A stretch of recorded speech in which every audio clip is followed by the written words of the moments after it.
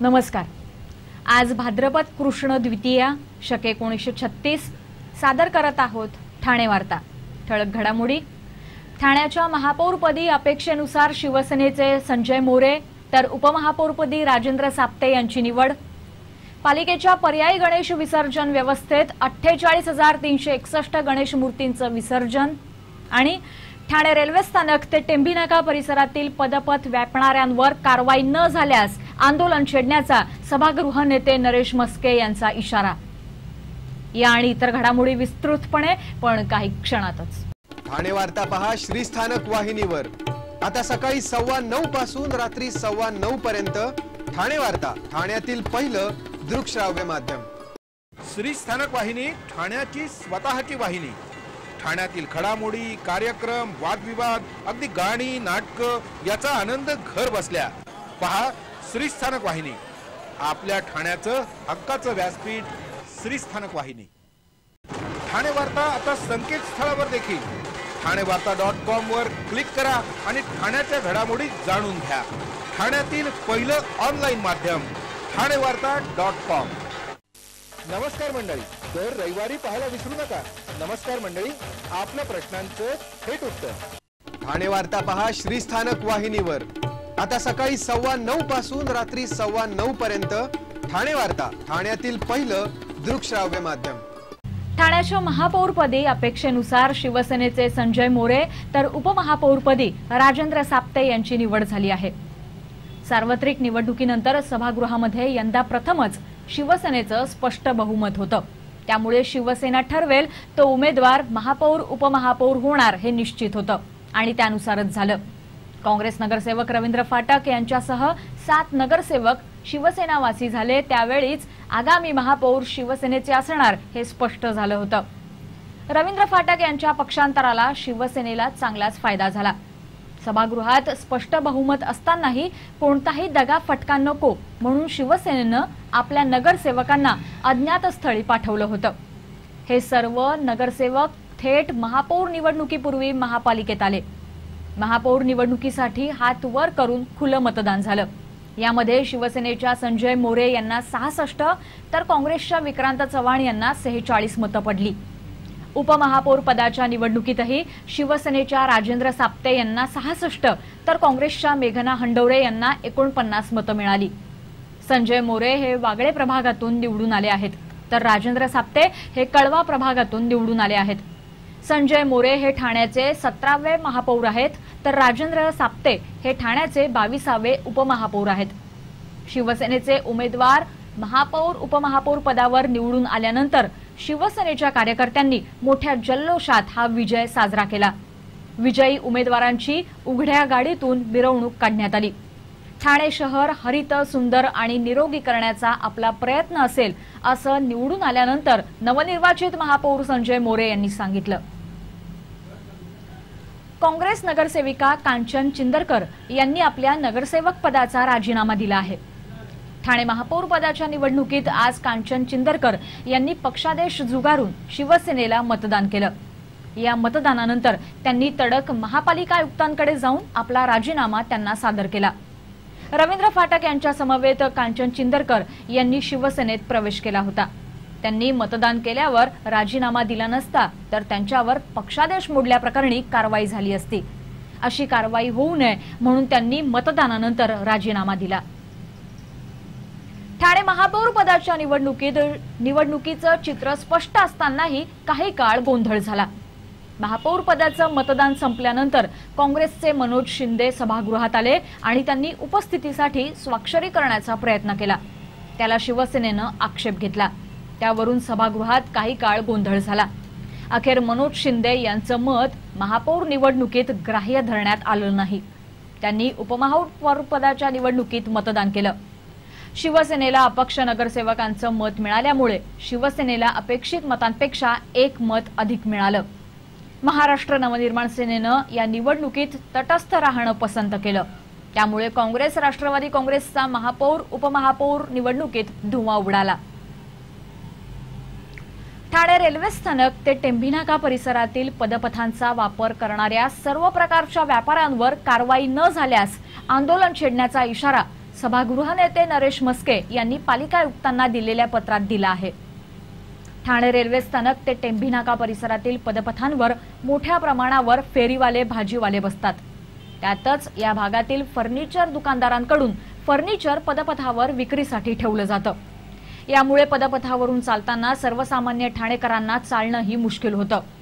काही दुकानदार पदपथावर त्यांची दुचाकी वाहनं उभी करून ठेवतात, त्यामुळे या हालात आणखीनच भर पडते। यासाठी या सर्वांवर कारवाई करावी असं लेखी पत्र नरेश म्हस्के यांनी पालिका आयुक्तांना दिलं आहे।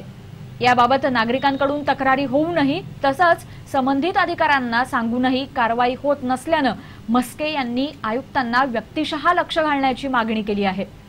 यावरही कारवाई न झाल्यास कायदा हातात घ्यावा लागेल असा इशारा पालिका आयुक्तांना पाठवलेल्या पत्रातून नरेश म्हस्के यांनी दिला आहे। राष्ट्रवादी काँग्रेसचे अध्यक्ष शरद पवार यांनी काल ज्येष्ठ स्वातंत्र्य सेनानी कावेरीताई पाटील यांना श्रद्धांजली अर्पण केली। ज्येष्ठ स्वातंत्र्य सेनानी कावेरीताई पाटील यांचं अल्पशा आजारानं निधन झालं।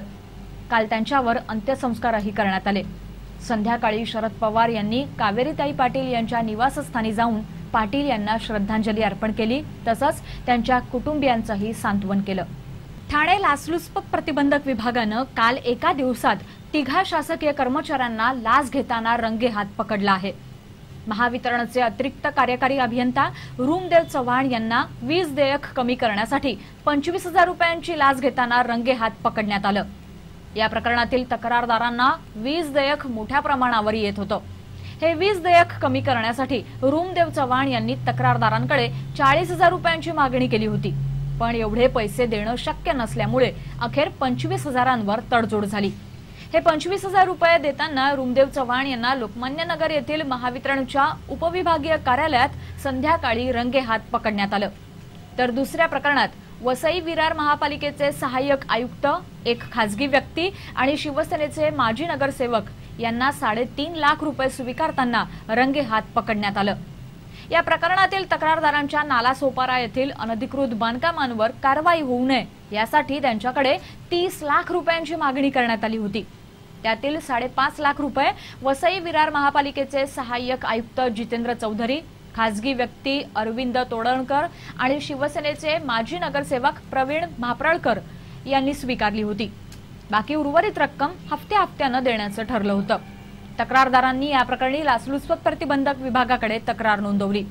या तक्रारीनंतर काल सहाय्यक आयुक्त जितेंद्र चौधरी, अरविंद तोडणकर आणि माजी नगरसेवक प्रवीण म्हापरळकर अशा तिघांना तक्रारदाराकडून लाचेचा पहिला हप्ता म्हणून 3.5 लाख रुपये स्वीकारताना रंगेहात पकडण्यात आलं।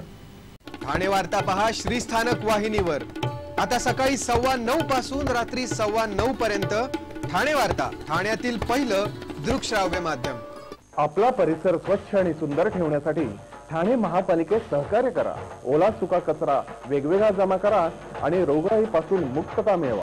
ठाणे वार्ता आता संकेतस्थळावर देखील ठाणेवार्ता.com वर क्लिक करा आणि ठाण्याच्या घडामोडी जाणून घ्या। ठाण्यातील पहिलं ऑनलाईन माध्यम ठाणेवार्ता.com। डॉक्टर आणि रुग्णांचं पिढ्यानपिढ्यांचं जिव्हाळ्याचं नातं म्हणजेच डॉक्टर बेडेकर हॉस्पिटल। आता अत्याधुनिक सोयी सुविधा आणि तंत्रज्ञान युक्त वंध्यत्व निवारण केंद्रात IVF आणि टेस्ट ट्यूब बेबीची ही सुविधा। डॉक्टर बेडेकर हॉस्पिटल, महर्षी कर्वेपथ, ठाणे। 65 वर्षांची निरंतर सेवा। ठाणे वार्ता पहा श्रीस्थानक वाहिनीवर। आता सकाळी 9:15 पासून रात्री 9:15 पर्यंत ठाणे वार्ता, ठाण्यातील पहिलं दृकश्राव्य माध्यम। ठाणे महापालिकेच्या पर्यायी गणेश विसर्जन व्यवस्थेस ठाणेकरांचा उत्तम प्रतिसाद लाभला। पालिकेच्या पर्यायी विसर्जन व्यवस्थेमध्ये 1.5, 5, 7 आणि 10 दिवस असे एकूण 48,361 गणेश मूर्तींचं विसर्जन झालं। तर 10व्या दिवशी 3,327 गणेश मूर्तींचं कृत्रिम तलावांमध्ये विसर्जन करण्यात आलं। एकूण 10 दिवसात कृत्रिम तलावात 23,151 गणेश मूर्तींचं विसर्जन झालं। महापालिकेच्या पार्सिक विसर्जन महाघाटात 10व्या दिवशी 880, कोलशेत विसर्जन महाघाटावर 843, कोपरी विसर्जन महाघाटावर 483 गणेश मूर्तींचं विसर्जन झालं। 10व्या दिवशी मासुंदा तलावातील कृत्रिम तलावात 744, रायलादेवी तलावात 1259, उपवन आणि टिकुजिनीवाडी येथील तलावात 1081, आंबे घोसाळे तलावात 243, मानपाडा तलावा समिती अंतर्गत 2149, कळवा प्रभाग समिती अंतर्गत 1191, तर मुंब्रा प्रभाग समिती अंतर्गत 1550 गणेश मूर्तींचं विसर्जन झालं. छत्रपती शिवाजी मुस्लिम ब्रिगेडतर्फे अल कायदा या दहशतवादी संघटनेचा जाहीर निषेध करण्यात आला. यावेळी त्यांनी जिल्हाधिकाऱ्यांना एक निवेदन देऊन अल कायद्याचा निषेध केला.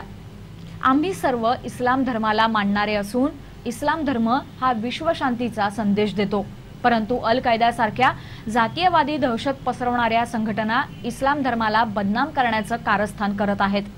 देशातील इस्लाम धर्माला मानणारा मुस्लिम हा नेहमी इमाने इतबारे आपल्या देशाशी प्रामाणिकपणे राहिलेला आहे, परंतु अल कायदा या संघटनेचा दहशतवादी मूर्ख्या देशविघातक घोषणा करून भारतातील मुस्लिमांना वेठीस धरण्याचा प्रयत्न करत आहे. भारतातील मुसलमान हा कधीही अशा देशद्रोही शक्तींच्या नादी लागणार नाही याची आम्ही खात्री देतो आणि अशा दहशतवादी कार्यवाही करणाऱ्या धर्माधर्मात फूट पाडणाऱ्या देशद्रोही संघटनांचा छत्रपती शिवाजी मुस्लिम ब्रिगेड जाहीर निषेध करत आहे, असं जिल्हाधिकाऱ्यांना दिलेल्या निवेदनात म्हटलं आहे. ठाणे शहराकरता मुंबईप्रमाणेच झोपडपट्टी पुनर्विकास योजना राबवण्याचा निर्णय मुख्यमंत्री पृथ्वीराज चव्हाण यांनी घेतला आहे. मुंबईच्या विकास नियंत्रण नियमावलीतील तरतुदीनुसार झोपडपट्टीधारकांच्या बांधकाम क्षेत्रफळामध्ये सदनिकांचं क्षेत्र तसंच मोकळी जागा, भिंत, जिना, उद्वाहन अशा विविध बाबींचा समावेश केला जात नाही. त्याचप्रमाणे पुनर्वसनाच्या बांधकाम क्षेत्रावर विकासकास 0.75% ते जास्तीत जास्त 1.33% इतकं चटई क्षेत्र मिळतं. त्यामुळे मुंबई आणि ठाण्याच्या नियमावलींची तुलना करता ठाणे महापालिकेनं प्रस्तावित केलेला चटई क्षेत्र निर्देशांक अधिक पटीनं करणं प्रस्तावित होतं. त्यामुळे शासनानं या नियमावलीस अंतिम मंजुरी देताना ठाणे शहराकरता मुंबईप्रमाणेच तरतुदी लागू करण्याचा निर्णय घेतला आहे. ठाणे महापालिकेनं झोपडपट्टी पुनर्विकास योजनेसाठी किमान 3 चटई क्षेत्र तसंच अस्तित्वातील रहिवाशांच्या पुनर्वसनासाठी आवश्यक क्षेत्रावर किमान 1.5 ते 3 पट चटई क्षेत्र देण्याचं प्रस्तावित होतं. झोपडपट्टी पुनर्विकास योजना मंजूर करण्यासाठी स्वतंत्र प्राधिकरण असून ठाण्यात मात्र स्वतंत्र प्राधिकरण नाही. त्यामुळे ठाण्यातील अशा प्रस्तावांना मंजुरी देण्यासाठी मुंबई झोपडपट्टी पुनर्विकास प्राधिकरणाला अधिकार देण्यात आले आहेत. मुंब्रा खाडीमध्ये जलपर्यटन सुरू करावं अशी मागणी शिवसेनेचे कल्याणचे खासदार डॉक्टर श्रीकांत शिंदे यांनी महापालिका आयुक्तांकडे केली आहे. जलपर्यटनाबरोबरच आकर्षक लेझर शो, बोटीवर पारंपरिक भोजन, ऑर्केस्ट्रा अशा सुविधाही उपलब्ध कराव्यात अशी मागणी शिंदे यांनी केली आहे. महाराष्ट्राबाहेर तसंच देशात परदेशात जलपर्यटनाला मोठा प्रतिसाद मिळत आहे. मुंब्रा खाडीत ही योजना प्रत्यक्षात सुरू झाल्यानंतर पर्यटकांना मनोरंजनाचं आणि पर्यटनाचे नवे दालन उपलब्ध होईल आणि स्थानिकांना रोजगाराच्या संधीही उपलब्ध होतील असंही खासदार श्रीकांत शिंदे यांनी सांगितलं. जलपर्यटनाचा उपक्रम हा एक अभिनव उपक्रम आहे, त्यामुळे हा प्रकल्प तडीस नेण्यासाठी सर्वतोपरी सहकार्य करण्याचं आश्वासन पालिका आयुक्त असीम गुप्ता यांनी दिलं आहे. श्री स्थानक वाहिनी ठाण्याची स्वतःची वाहिनी. ठाण्यातील घडामोडी, कार्यक्रम, वादविवाद, अगदी गाणी, नाटक याचा आनंद घर बसल्या पहा. श्री स्थानक वाहिनी, आपल्या ठाण्याचं हक्काचं व्यासपीठ. श्री स्थानक वाहिनी. ठाणे वार्ता आता संकेतस्थळावर देखील ठाणेवार्ता.com वर क्लिक करा आणि ठाण्याच्या घडामोडी जाणून घ्या. ठाण्यातील पहिलं ऑनलाईन माध्यम ठाणेवार्ता.com. नमस्कार मंडळी, दर रविवारी पाहायला विसरू नका. नमस्कार मंडळी, आपल्या प्रश्नांचं थेट उत्तर ठाणे वार्ता पहा श्रीस्थानक वाहिनीवर. आता सकाळी 9:15 पासून रात्री 9:15 पर्यंत ठाणे वार्ता, ठाण्यातील पहिलं दृकश्राव्य माध्यम. आपण आपले कार्यक्रम अथवा बातम्या आम्हाला ठाणेवार्ता@gmail.com या आमच्या ईमेलवर कळवू शकता. ठळक घडामोडी शेवटी पुन्हा एकदा. ठाण्याच्या महापौरपदी अपेक्षेनुसार शिवसेनेचे संजय मोरे तर उपमहापौरपदी राजेंद्र साप्ते यांची निवड. पालिकेच्या पर्यायी गणेश विसर्जन व्यवस्थेत 48,361 गणेश मूर्तींचं विसर्जन. आणि ठाणे रेल्वे स्थानक ते टेंभीनाका परिसरातील पदपथ व्यापणाऱ्यांवर कारवाई न झाल्यास आंदोलन छेडण्याचा सभागृह नेते नरेश म्हस्के यांचा इशारा. या होत्या ठाणे वार्ता.